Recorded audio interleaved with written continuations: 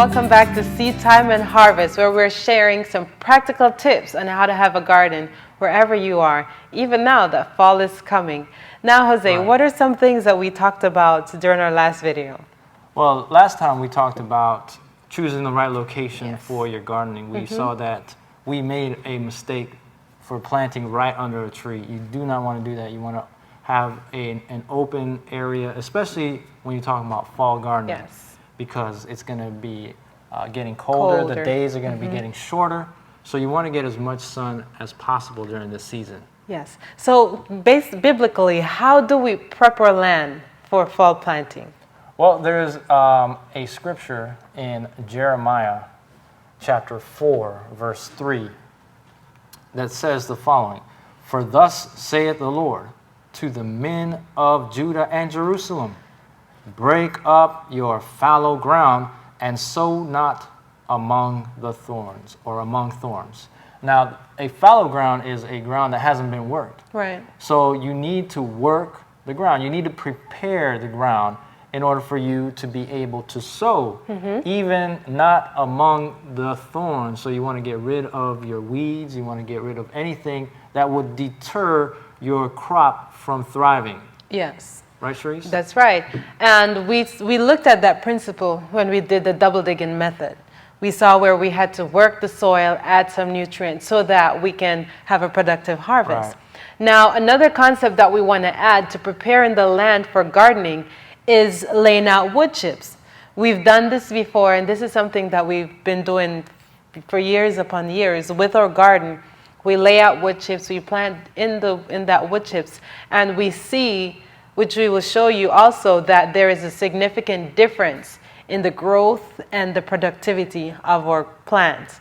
Right. You know, one mistake that we made also, even using the wood chips method, is using wood chips that were fresh. Yes. You want to make sure that they are decomposing. That is very important, critical, because what's happening here is, well, let's analyze it. If we go into nature, if we go into the forest or even into the woods next door where we live, and we look down, we see a bunch of fallen trees and leaves and things that are there decomposing. They're breaking down. And there's nobody coming through and sprinkling some alfalfa meal into the woods.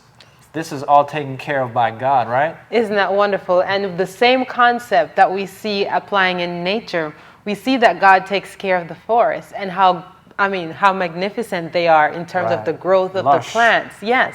And we want to take that same principle and apply it to our garden, where the leaves falling, the debris falling, the trees, whatever it is, covers. The ground is covered. And if you go into the woods and you try to separate the soil, separate the top layer, as you go deeper and deeper, you'll see that rich soil.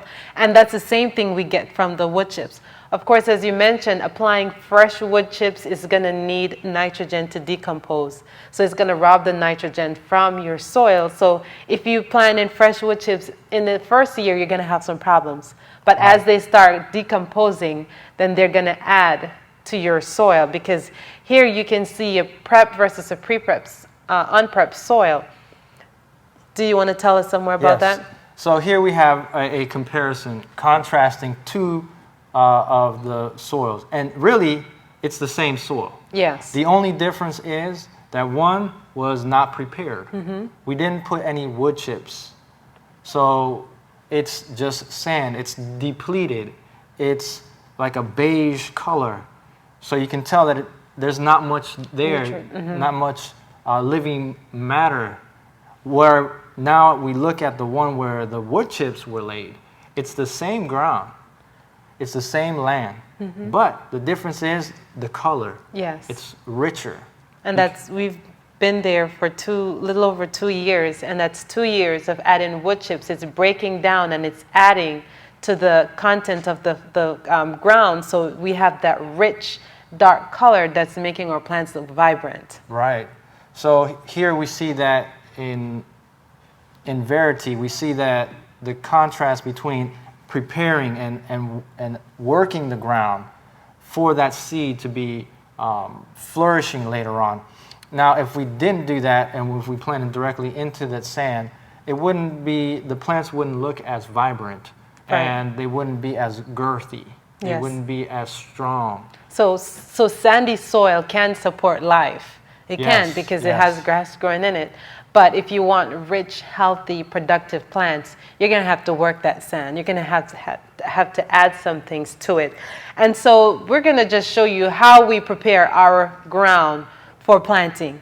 And this is how we've done it in the past, and this is what we are doing now. And you'll just need some simple items. You may need newspaper or some packaging paper. Let's show them what we would do here. Yes. So we would, on a grass, and we've shown you this video before, we would use some cardboard or some Newspaper, brown Newspapers. packaging paper. things that would Will decompose decompose. on them by themselves, on their right. own. And then we would apply the wood chips right on top of that, and we would layer it about how thick? About 6 inches. You want to get about 6 inches thick. So that's a good start. So when that decomposes, of course, it's going to shrink. So then you're going to end up with about 3 or 4 layers of thick, rich soil that will be able to support your plants. And this one we took from a pile that we have already decomposing. It's been there since April, when we showed you earlier that we stopped We were the blessed. we stopped the tree cutters. Yes, we got 6 loads of wood chips, which was wonderful. And they came and they dumped it for free right in our property. That was a blessing. Yes. And so here we see what it's been breaking down into. Yes. So let's show them a video of how we are preparing our soil for All right, let's fall take a look planting. at that. So here we have some wood chips that we already have, and some ground that has no wood chips, even right next to the other. Now we started putting down the cardboard, as you see there, and then we started to add the water. And you want to make sure that you wet the cardboard, especially if it's on a windy day, because that will prevent the wind from blowing away your newspaper or your cardboard. And another key thing is, now that cardboard is going to be stuck on the grass. And what it's going to do is it's going to suffocate the grass that's underneath, so the grass will not regrow. And here I am in the pile of wood chips. Here you can see the difference on top versus what is inside the wood chips, how they've been breaking down. Yes, you can see how dry it is really. And inside the wood chips, inside the mound, is really moist. And this is what the plants will love. You see how dry it is? I mean, you'd have to water. If it was just a thin layer, you'd have to be consistently watering your plants. Right. But when you apply the wood chips to it, you'll see that it holds water for a longer time. Joshua helping us out in the work, and Michael is there too. They're both always putting their hands to the work, and now he's got his shoes on. Very good, son. And so we're adding the wood chips onto the cardboard. We're going to keep doing that until we cover it. We're going to try to get it around 6 inches in depth. And then we're going to come out here with our rakes, and we're going to even them out over the cardboard. Now, what is going to happen is that because this has already started to decompose, it will decompose even faster because the process has already started. Yes. And as we level it out, did you want to say something? Yes, I was just going to say, with this method, since our wood chips has already started decomposing, you can make your rows. Of course, you want to make sure you add soil, because you cannot really plant directly in wood chips. So you add some soil to that, making some shallow rows, and so you can start planting your seedlings here without having to worry about too much nitrogen being depleted from the soil. Right. And so we're going to keep adding more wood chips because we want to layer it thick.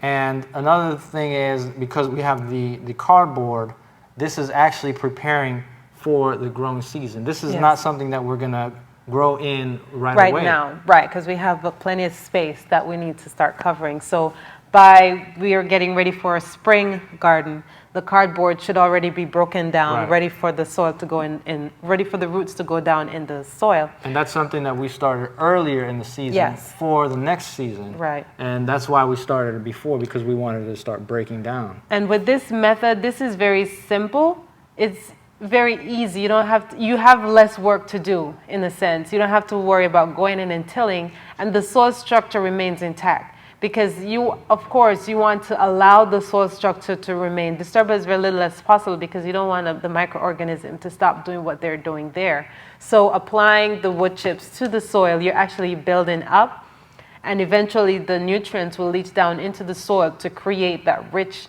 soil that you need to grow your food. In other words, what Sharice is saying is that we want to get some rich soil. And these wood chips, they're going to start breaking down. And they're going to be producing that rich soil, that same rich soil that you find in the woods and the forests that God provides. We're learning from the Lord, and we're doing the same thing that He does in nature to feed the abundance of trees that He has produced all over the world. Yes, and you know, it's just beautiful applying God's method of growing food. You can see the difference in terms of doing it how the world does it, because we're going to show you a comparison of two plants, one that was planted in a pile of wood chips and one that was not, and you can see it. You can see how beautiful it is. You can see the bigger plant in the wood chips. It's more flush, the leaves are darker, and it's a lot stronger than the one that was not planted in the wood chips. Right. And this plant here is one of Jamaica's finest, one of Sharice's favorites.